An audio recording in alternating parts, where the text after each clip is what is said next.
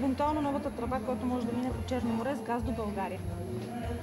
Ако според него, той твърди, че Русия може да направи такова отклонение от газопровода за Турция, което да стигне до България, в случай, че Европейската комисия помогне. Тоест не зачерква България. Винаги съм казвал, че трябва по-спокойно, по-мъдро да се гледа на важните неща в живота. Затова и след изявленията, които направиха от Анкара, ние си замълчахме. Дадохме нашето предложение за хъба, отидохме в Европейската комисия, тя дойде в София, заедно с всички министри от региона и дадохме няколко прагматични предложения. Всичко това се работи, развива и предполагам, че вече е стигнало на бюрото на президента Путин. Така че не ме очудва, политиците правят изявления в една или в друга посока.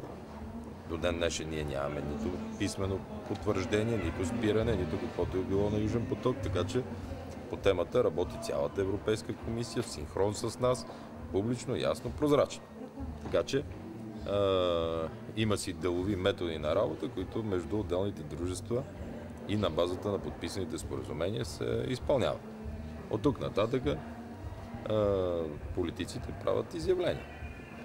Това има работа. Днес бяхте леко така, как да наречем, дистанциран да коментирате дълга и неподкрепата на Патриотичния фронт и на АБВ. Даже не съм чул. Тъй като имахме много работа и знаете, един абсолютно провален проект, като беше Северната тангента. А всеки, който минава по Южната дъга, може да си представи какво е Северната тангента за София. Провален проект заради тези безумни закони, които внесоха тогава за предварителните отчуждения, процедурите по предварителните отчуждения. 3 дни ни щяха да бъдат фатални, ако се бяхме забавили. И до 8 декември, ако не стане, трябва да върнем парите. Това са 200 милиона. И огромна придобивка за София. Така че днес стартирахме, денонощно ще работят, ще го направят. С такива работи се занимавам аз. 35 милиона давахме за зеленчукопроизводителите и мисля, че те са доста доволни от това. Що се касае дълга, даже думата дълг не ми харесва на мен. Има стари плащания, които трябва да се изплатят. Те са около 7 милиарда само за тази година. Огромна е нуждата за финансиране на различни неща в бюджета в следващите години. Финансистите го разбират. Всички, които са се занимавали с тази дейност, я разбират.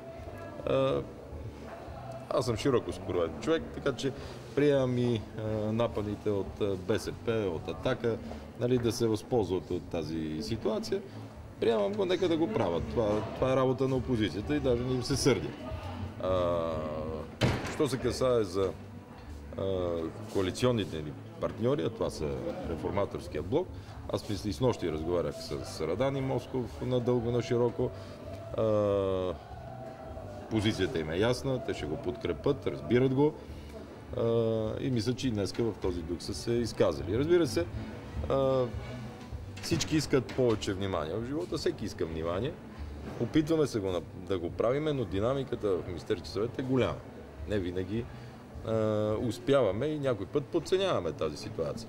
Но аз поне считам, че от ръководството на Реформаторския блок имат 1, 2, 3, 4 министри и вице-премиери от 5 души ръководство. В смисъл, когато министрите знаят, края на краищата, нищо не им пречи да кажат и на парламентарната си група. Това са ни всъщност коалиционните партньори. Другите, които подкрепят,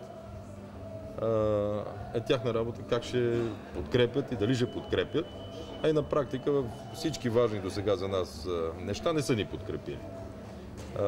Благодаря на вице-премиера ми Калфин, че защити необходимостта от тази операция, защото дълг, това е много популистко и много лошо да се опитва да ни го приписват на нас, защото това е стар дълг, който трябва да се плати. На времето мисля, че Луканов спря плащания и знаете каква изолация изпадна България. Това не може да се случи сега пак. От тук нататък има много неща, които трябва да се направят. Демокрация, всеки има право да решава това, което желае. Ако искат този дълг или тези плащания ги правя не за себе си, това е нито за ГЕРБ, това го правим за държава. И все пак, ако не ви подкрепят в зала?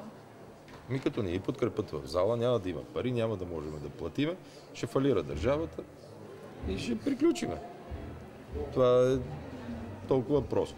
Просто всички се възползват сега на моя гръб, както Румен Петков казва, да си правят политики. Мога да търпя до едно време. Търпя, знам, че това, което в Гърция става, а и ние имаме близо 35% от банковата система са гръцки банки, сме притеснени, наблюдаваме го. Войната в Крим, това, че не се спазват в Украйна, това, че не се спазват споразуменията, така както всички ни си искаха. Огромно напрежение и ако се получи някакъв катаклизъм в държавата, това ще е на съвестта на тези, които с по няколко процента искат всъщност да станат 20-30% на гърба на ГЕРБ. Това няма да го допусна. Имат право да подкрепят, имат право да не подкрепят. Ако им подкрепят, благодаря. Ако не, внасяме го, като не стане, държавата фалира, ще дойдат други, които тогава ще вземат не 16, ще станат 26-30 милиарда тогава. И аз ще бъда на трибуната на парламента, със сигурност, да им напомня какво са причинили на държавата. Така че това си е на тяхната съвест. Ако някой си мисли, че на мен ми е приятно всичко това да се случва, да се опитваме да извадим държавата от калта, не съм самоубиец, нито си мраза партията, нито себе си. Но трябва да има някаква граница. Аз мисля, че я спазвам, достатъчно толерантен съм, огромна власт сме дали за партии, повтарям, които няма да са в парламента, ако сега има избори, имат вице-премиери, имат областни управители, имат замминистри, имат толкова много власт и в същото време излизат и казват няма да подкрепим. И как ще дадам, как дадох великденски? Коледни, сега това дадохме коледни, сега 50 милиона трябва да извадиме за великденски. Значи, когато свършиме работата, се тупат гърдите, че са свършили те. А в същото време с нищо не ни подкрепят. Така че да бъдат любезни. С цялото ми уважение към тях. Аз никога нито плажа с оставка, нито знам, че и без петел ще съмне. Но пораженията върху държавата ще бъдат големи. А ще ги викнете ли да им го кажете това лично? Какво да им казвам? Всеки ден с нощи средан съм говорил 3 часа. С АБВ и Патриотичния фронт. Калфин е всеки ден до мен. Какво да им казвам? Те са 240 депутати. А на ГЕРБ кой от техните министри, да речем, които са излъчили, ходи да групата да им обяснява нещо, каквото и да било един път до сега. Не. Така че, призовавам ги, както стискам зъби само заради доброто на държавата, за нищо друго. Както и аз съм поел ангажимент пред коалицията, че в рамките на тези 5-6 месеца с контрабандата се разправиме в размери, в каквито никога никой не е успявал.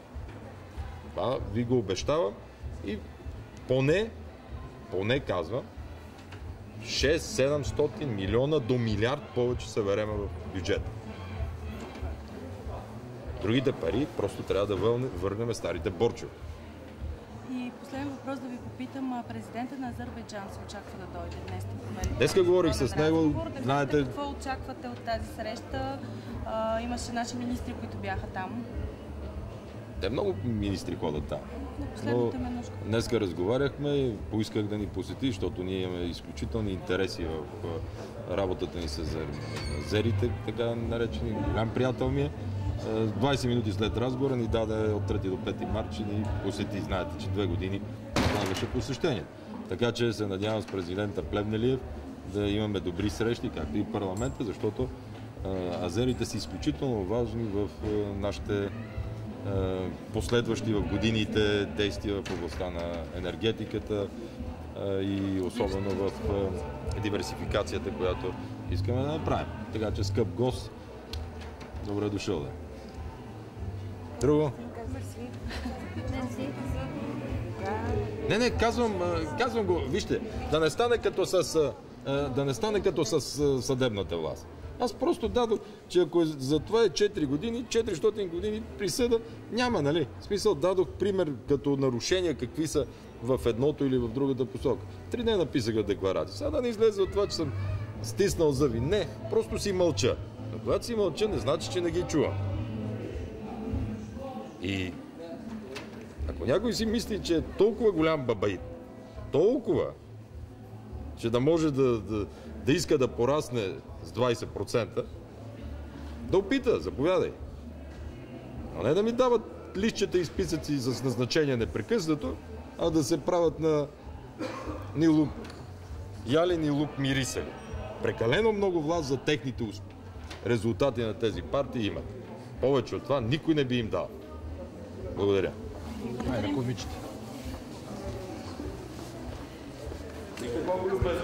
Абсолютно.